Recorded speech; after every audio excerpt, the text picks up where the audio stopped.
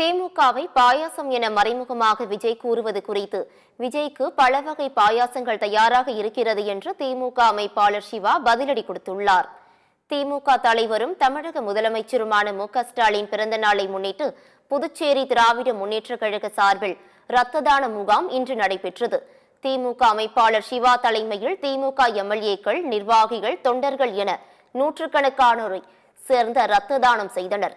பின்னர் செய்தியாளர்களுக்கு பேட்டியளித்த திமுக அமைப்பாளர் சிவா, உலகம் முழுவதும் உற்று நோக்கக்கூடிய தலைவராக முதலமைச்சர் இருக்கிறார் என்றும் சிறந்த ஆட்சியை தமிழகத்தில் கொடுத்து வருகிறார் எனவும் தெரிவித்தார். திமுகவை பாயாசம் என மறைமுகமாக விஜய் கூறுவது குறித்து கேட்டதற்கு அவருக்கு பல வகை பாயாசங்கள் கொடுத்து விடலாம் என்றும் அவருக்கு பாயாசம் தயாராக இருக்கிறது எனவும் சிவா பதிலடி கொடுத்துள்ளார். இல்லாத ஆட்களை பற்றி சொன்னால் யாருக்கும் தெரியாது.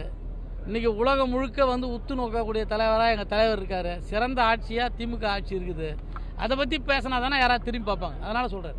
பாயாசம்னா பல வகை பாயாசம் அவர் கொடுத்துடலாம். நம்ம ஒன்றும் பிரச்சனை இல்லை. காத்துன்னு இருக்காங்க கொடுக்குறது.